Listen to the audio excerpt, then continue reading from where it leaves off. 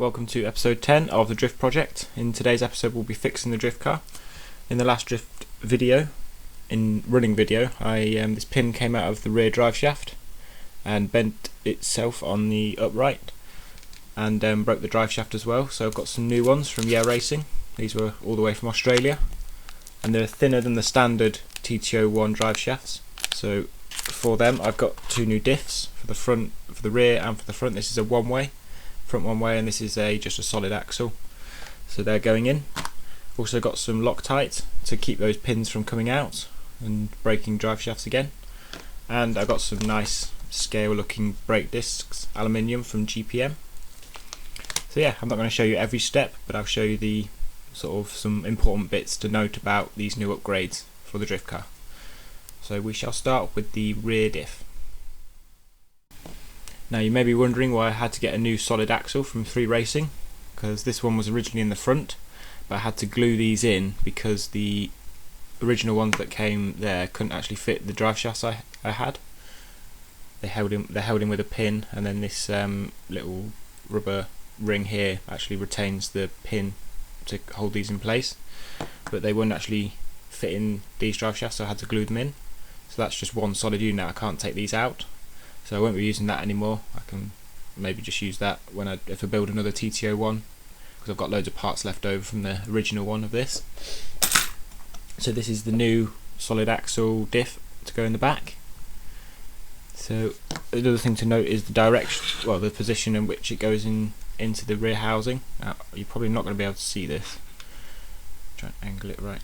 There's a little tab here that comes down, which means that the diff has to go that way, because it won't fit in this way.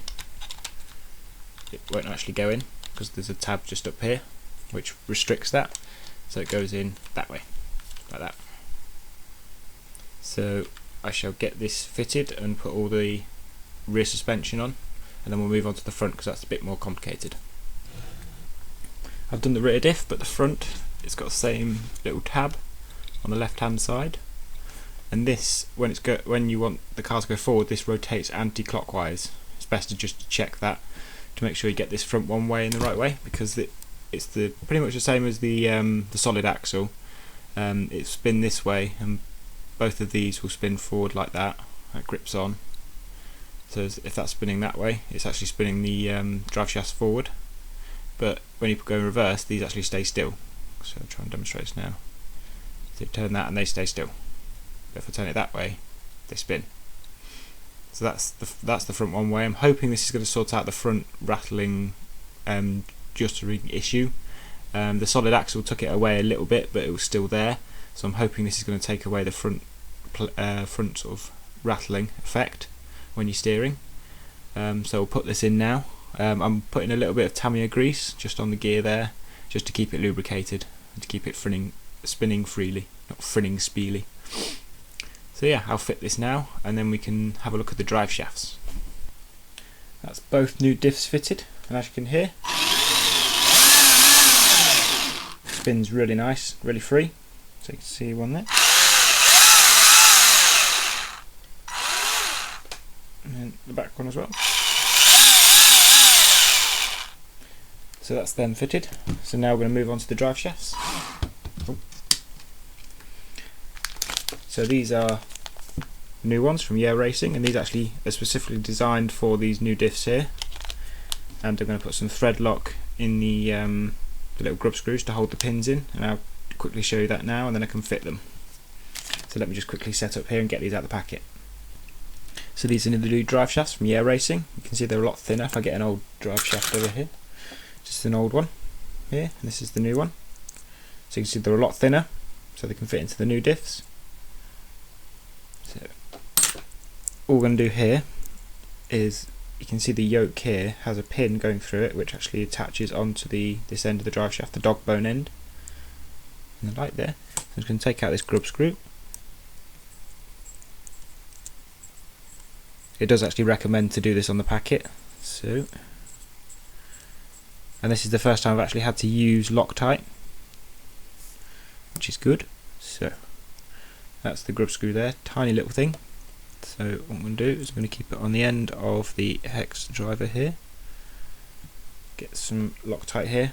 It's in a red bottle, but this is the blue stuff, so it's a medium strength, which means you have to use heat to free anything you've used it with. I don't know whether it's got an end in there.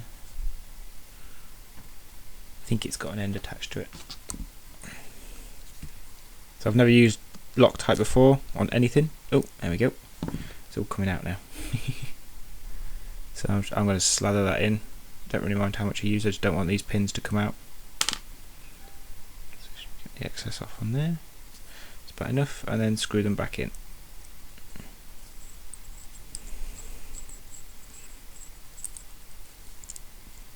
Make sure they're down tight, don't strip them out though. Okay, I think that's tight enough. So that's one pin that's definitely not going to be coming out. So I'm going to do that with the other three, and then we can put them in the car. That's the drive shafts in. Took a little time, but they're in. I used some Tamiya grease here. I'm almost out of that one. On the end of the dog bones into the diff, and on the shaft as well, just here. So they're all nicely greased up and ready to go. So let's see if this front chattering problem has been solved. So it's on.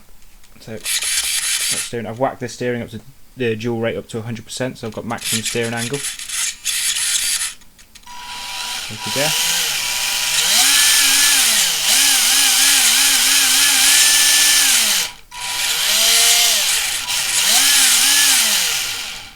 Yes, that's sorted the problem. No chattering at all. I just adjust the camera angle so you can see. So steering.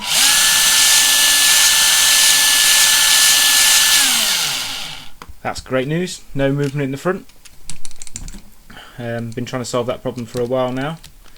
So I'm going to fit the shocks, and then we can finally add these to the car, and then we'll be ready to go for some more drifting action. Final step is to add these new hex adapters in the style of brake discs.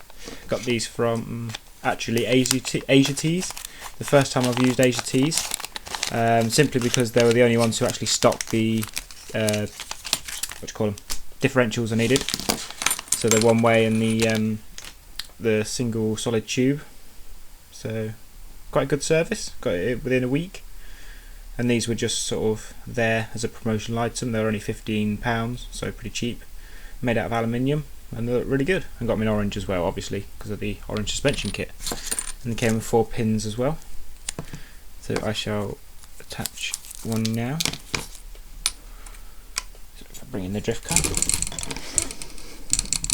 just about see there. So the pin goes through there. May have to put a shim on that side, I don't know yet. Turn it around.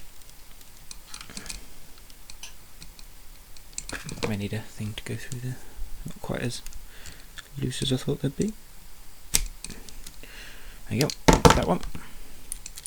And that goes on just there, that's the locating bit. You can just about see there, and I'll stick these wheels on for now. I haven't used these in a while. And then the wheel nut.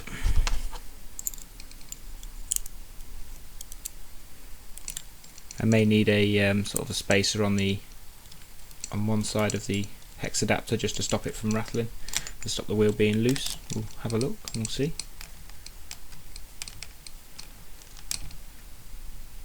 That's that on. Pretty good. Oh, you can't see. I'll just adjust the camera position. Give me a minute. Thank you. There you go. Oh yeah, that looks really good. Gives it more of a realistic look. That looks really nice. So we're done with episode 10. We've installed the new drive shafts and diffs, sorted out that front rattle problem, tidied up the wiring, you can see there, and also fitted the new hex adapter brake discs, which look really good. I'm super impressed with them. Yeah, so there's not much left to go. We've got to look at a new motor for it after I've finished the RC Drift Lessons series. My favourite site, Model Sport, that started selling brushless systems for about £65 by Leopard, so I may consider one of them. Just to give you a quick idea of what we've done in this episode, that's all the stuff that I've replaced, all of that stuff in there. So that's just going to be chucked in a drawer. I can use it later on if I want to. I can still use that, that's still in good shape. So that's all the stuff that we've got rid of in this episode. And I've also been working on the body a little bit. I've taken out the front light buckets and the radiator area. I'm going to cut this little lip off here, just make it a little bit bigger and get a better looking intercooler in there. Get some blue pipes on the end so it looks a bit nicer. I may cut out these bits here as well so you can actually see them. Taking out the lights, try and find some nicer ones, because the ones in there were pretty cheap. I've also done the same with the rear lights as well. Going to keep the exhaust there, that looks really good. You can see there, points out the side. And I'm going to keep the mirrors as well because they look nice as well. So I'll do that off camera. There's no need for you to see that. I might add a few stickers on it as well. So yeah, not much to do on that.